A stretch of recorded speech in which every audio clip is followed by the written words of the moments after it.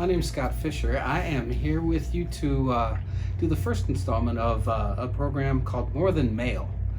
And what we're going to do is we're going to kind of dig into what it means to be a man and what it means to be a man in God's kingdom and what our responsibilities are, what the benefits are. Just try to see a little more clearly what we're supposed to do. Here in America and in our culture, it's a little confusing to be a man. We're supposed to be tender, and we're supposed to be sweet, and we're supposed to also be tough and brave and all those things, and it's confusing. So that's why a lot of us end up playing video games and just kind of hanging out on the couch because we're afraid to actually get out there and fail, which is really what it is. So the first question I'd like to pose to you tonight is, what does it look like to be a man? What is it? Is it strength? Is it honesty? Is it somebody who stands his ground? Somebody who commands respect? Somebody who's a good provider? Somebody who has a lot of cool things? Somebody who has a Harley and a big truck to pull it with? Boat? I mean, what is it to you? What does that mean? And then I'd follow up with a question: where do we get that idea? And I think honestly, most of us get it from our dad. And my dad, his whole focus was sports. That was what was important to him. So for me to feel like I was going to be a man and growing into be a man, I had to be good at sports. And I was, until I wasn't.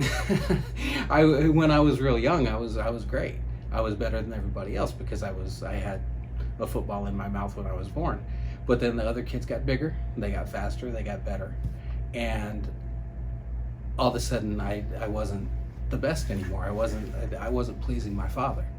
And what happens when you do that is that your self-esteem drops. And it's a proven fact that nobody will ever be more successful than their self-image, the way they see themselves. And so a lot of us go through our lives knowing that we failed our fathers. And so our self-esteem is at about half-mast. We're not working with everything that we have because we don't believe in ourselves. And what I'd like to get us to start doing, and what I'm trying to do for myself, is we need to see ourselves the way God sees us. We need to see ourselves the way the people who love us see us, rather than holding ourselves to some ridiculous standard from when we were 5 years old. And so that's something that we need to think about. And so if you think that, having a lot of stuff and wearing a black jacket and all that kind of stuff is being a man, it's time to stop and really think about, what do you believe? What do you believe being a man is? And it's not real cut and dry. And it's different, I think, for everybody, because we all have been given different gifts. We've all been given different aptitudes and anointings. And I believe that one of my mentors, Rex Gamble, to me said it best. He said, who you are is the person who's left when you strip away all the stuff that's not true. And that's scary to us because most of us have spent most of our lives building this castle of cards so that people think that we're this, when inside we're just a scared little boy. And the worst thing that can happen to us is for somebody to pull back that curtain and see what's really going on.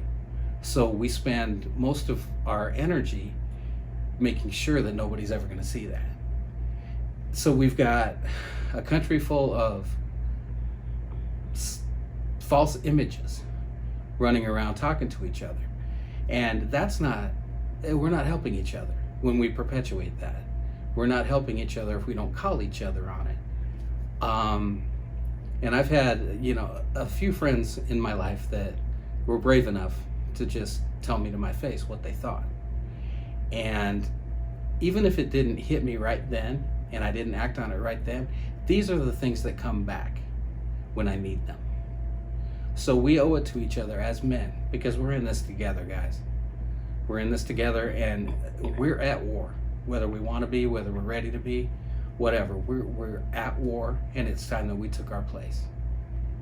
It's time that we took our place in our families as leaders. It's time that we took our place in the churches as leaders. It's time that we are brave enough to face the enemy. We're brave enough to face our own fears. We're brave enough to face the things that scare us. And it's not going to be easy, guys.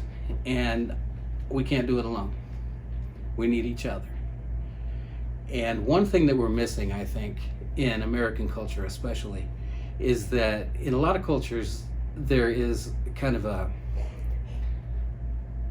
teaching, kind of a bringing up where children are side by side with their fathers and they learn the family trade, they learn planting, they learn sports, they learn different things, but they're side by side, and they learn not only by listening, but by doing these things and by watching. And we don't do that a lot. Everybody has to work, and so kids are pretty much left to raise themselves. And so who is teaching our children to be men? And these are things that we need to really start taking a look at. And we need to start thinking about our own kids, and if we're giving them what they need, if we're initiating them the way that we need to. Now, having said that, what I will say is that even the best father can only take it so far.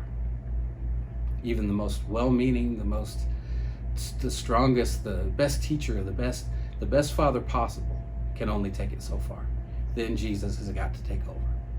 And Jesus will initiate all of us. But what we have to do is we have to ask. And to do that, we have to admit that we need help. We have to admit that we don't have all the answers. And to me, in this walk, it was a dichotomy at first, because asking for help was the very, very last thing. That was the ultimate weakness, the ultimate sign of weakness, was to ever ask for help. Never ask for directions. You never ask for help. You never ask for guidance, because you just don't do that. A man doesn't do that. But the truth is that surrender and that asking for help is the key to everything. It's the key to everything good that's going to happen in our lives from here on out. And it's not just Jesus, it's the people that Jesus puts around us. It's the people that God surrounds us with. These people, there are people, I don't care who you are, there are people who have been where you are. They've been there, they've done it, and they got out of it, or they got through it, or they overcame it. And these are the people that we need to spend our time with. We need to be willing to be mentored, and we also need to be willing to be mentors. We have strong kids coming up. And it's up to us. It's up to us as fathers and grandfathers to initiate these kids and to bring them to Jesus so Jesus can finish that initiation. That's what it's all about, guys. It's all about together. This whole, Bruce Willis shooting everybody with his little pistol and all that, all by himself with no help and never asking anybody for it, that's not real. That's not real. The only way to be strong, the only way to be a true man of God is to ask for help. And I hope you've enjoyed this. I hope you got something out of it. And I expect to see all of you and hope to see all of you when we do this again. Thank you.